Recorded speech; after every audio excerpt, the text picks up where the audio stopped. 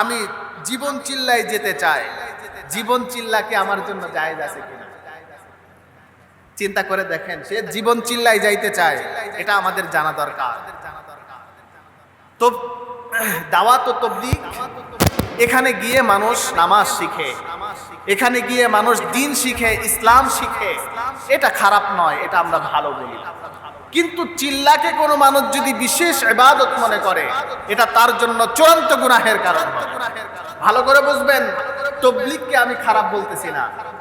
তাবলীগ জামাতে গিয়ে মানুষ নামাজ শিখে, মানুষ দ্বীন শিখে, ইসলাম শিখে, নিঃসন্দেহে তাবলীগ জামাতে যে সমস্ত কর্মসাধন হয়, এটা একটা ভালো কাজ, এটা একটা ভালো জামাত, এটা আমাদের মানতে হবে। কিন্তু তাবলীগ জামাতের মধ্যে যেই 3 চিল্লা, 1 চিল্লা, এই চিল্লাগুলোকে কোনো মানুষ যদি বিশেষ ইবাদত মনে করে, তাহলে সেটা হবে তার জন্য চূড়ান্ত গুনাহের কারণ। তার কারণ এই চিল্লা পদ্ধতি রাসূলের জামানায় ছিল না। ছিল না কি বলে? 3 চিল্লা, 1 চিল্লা, এগুলো রাসূলের জামানায় ছিল না, সাহাবীদের জামানায় ছিল না। এই চিল্লাকে কোনো মানুষ যদি বিশেষ ইবাদত মনে করে, সেটা হবে তার জন্য চূড়ান্ত গুনাহের কারণ। আপনি যে জীবন চিল্লায় যাইতে চান, আল্লাহ তাআলা বলছেন তুমি তোমার পরিবারের মুখে খাবার তুলে দাও, এটা তোমার জন্য ফরিজা, এটা তোমার জন্য ফরজ। চিল্লাই যাওয়া তোমার জন্য ফরজ না। তোমার বাচ্চার মুখে খাবার তুলে দেওয়া তোমার জন্য ফরিজা, ফরজ। তোমার পরিবারের সুখ শান্তির জন্য উপার্জন করা তোমার জন্য ফরজ। তাবলীগে চিল্লা লাগানো তোমার জন্য ফরজ নয়। ভাইরা আমার, অনেকে আছে ঘর বাড়ি পরিবার সব ছেড়ে দিয়ে এই চিল্লা তাবলীগ এগুলো নিয়ে পড়ে থাকে। হযরত ওমর ফারুক রাদিয়াল্লাহু তাআলা আনহু শাসনামলে একদল মানুষ মসজিদে নববীর মধ্যে বসে আল্লাহ আল্লাহ আল্লাহ জিকির করতেছে। বলে, হে তোমরা কারা যে তোমাদেরকে সকালেও দেখলাম মসজিদে জিকির করো, বিকালেও দেখলাম মসজিদে জিকির করলা, আবার রাত্রেও দেখতেছি তোমরা মসজিদে জিকির করতেছো, তোমরা কারা? ওই লোকেরা বলছে, ইয়া আমিরুল মুমিনিন, আমরা একদল মুসলমান, আমরা পরিবার পরিজন দুনিয়ার দিকে তেমন ঝুঁকবো না। আমরা নিয়ত করছি যে সারা দিন সারা রাত আমরা আল্লাহর জিকির করব, আল্লাহ আল্লাহ জিকির করব, মসজিদে সময় কাটাবো। হযরত ওমর ফারুক রাদিয়াল্লাহু তাআলা আনহু বলছেন, তোমরা যে আল্লাহ আল্লাহ জিকির করবা, তোমাদের খাবার দাবার কে দিবে?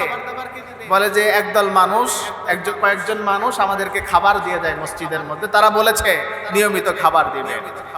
হযরতে ওমর ফারুক রাদিয়াল্লাহু তাআলা আনহু বলছেন, এখনই মসজিদ থেকে বের হয়ে যাও, বেত দিয়ে পিটিয়ে তোমাদেরকে মসজিদ থেকে বের করব যদি বের না হও। তার কারণ আল্লাহ তাআলা বলছেন নামাজ পড়ো মসজিদে, নামাজ শেষ হওয়ার পরে ফজরের নামাজ মসজিদে পড়ো, নামাজ শেষ হইলে জমিনে নেমে যাও, উপার্জন করা শুরু করো। তোমার পরিবারের মুখে খাবার তুলে দেওয়া তোমার জন্য ফরজ, তোমার বাচ্চা কাচ্চার মুখে খাবার তুলে দেওয়া তোমার জন্য ফরজ। তুমি পরিবারের জন্য কামাই করবা, উপার্জন করবা, এটাও তোমার জন্য ইবাদত হয়ে যাবে। সুবহানাল্লাহ। তাহলে বোঝা গেল শুধু নামাজ পড়াও ইবাদত এমন নয়, পরিবারের জন্য কামাই করাও ইবাদত, পরিবারের জন্য গার্মেন্টসে চাকরি করাও ইবাদত, পরিবারের জন্য দোকানদারি করাও ইবাদত, পরিবারের জন্য ব্যবসা করাও ইবাদত। পরিবারের জন্য আপনি যে কাজ করেন না কেন, সেটা যদি হালাল তরিকায় হয়, তাহলে সেটাও আপনার ইবাদত হয়ে যাবে। এজন্য শুধু চিল্লা, জীবন চিল্লা দিবেন, এটা ইসলাম সমর্থন করে না, এটা ইসলাম পছন্দ করে না। ইসলাম অলসতা এবং বেকারত্বকে ইসলাম পছন্দ করে না। হযরত আবু বকর সিদ্দিক রাদিয়াল্লাহু তাআলা আনহু বৃদ্ধ বয়সে তিনিও ব্যবসা করেছেন, ঠিক কিনা বলেন? খেলাফতের দায়িত্বও পালন করেছেন, ব্যবসাও করেছেন। হযরত ওমর ফারুক রাদিয়াল্লাহু তাআলা আনহু ব্যবসা করেছেন, হযরত উসমান রাদিয়াল্লাহু তাআলা আনহু তিনিও ব্যবসা করেছেন। কাজেই ব্যবসা করা রাসূলের সুন্নাহ। আল্লাহ রাসূল বলেছেন, আল্লাহ তাআলা ব্যবসার মধ্যে অফুরন্ত বরকত রেখে দিয়েছেন। রব্বে কারীম বলেন, আহাল্লাল্লাহুল বাইআ ওয়া হাররামার রিবা, আমি আল্লাহ তাআলা তোমাদের জন্য ব্যবসাকে হালাল করলাম আর সুদকে তোমাদের জন্য হারাম করে দিলাম। এজন্য আমরা পরিবারের জন্য উপার্জন করব, এটাও আমাদের জন্য ইবাদত হবে। 3 চিল্লা লাগানো আপনার জন্য ফরজ নয়, আপনার পরিবারের জন্য উপার্জন করা এটা আপনার জন্য ফরজ। আপনার ছেলে কামাই করে, আপনি সারাদিন ঘোরেন ফিরেন নামাজ পড়েন, তা আপনি এটাকে আল্লাহ তাআলা পছন্দ করেন না। অনেকে আছে বাড়ি আছে, গাড়ি আছে, এই বাড়ির ভাড়া খায় আর টোটো করে ঘুরে বেড়ায়। আছে না নাই বলেন? বাড়ির ভাড়া খায় আর ঘুরে বেড়ায়, কোনো কাজ কাম করে না। ইসলাম এটা পছন্দ করে না। আপনি 10,000 টাকার একটা কাজ করেন, 20,000 টাকার একটা চাকরি করেন, বা একটা পানের দোকানদারি করেন, বাংলাদেশের মানুষ কাজ করতে চায় না, কিন্তু ইসলাম এটা পছন্দ করেন না। কাজকে কখনো ছোট করে দেখা যাবে না। সেটা রিক্সা চালানো হতে পারে, সেটা মুচির কাজ হতে পারে, সেটা ডাস্টবিন পরিষ্কার করার কাজ হতে পারে। কাজকে কখনো ছোট করে দেখা যাবে না, এটা উপার্জনের একটা মাধ্যম। কাজেই ইসলাম এটা পছন্দ করে না যে আপনি বেকার ঘরে বসে থাকেন। আপনি একটা কাজে লেগে থাকেন, আপনি যখন বেকার থাকবেন আপনার শরীরের পাশপাতিগুলো, আপনার শরীরের অঙ্গগুলো কেমন যেন নিস্তেজ হয়ে যাবে, রোগ বালায় মুসিবত দিয়ে ঘিরে ধরবে। কথা বলেন ঠিক না?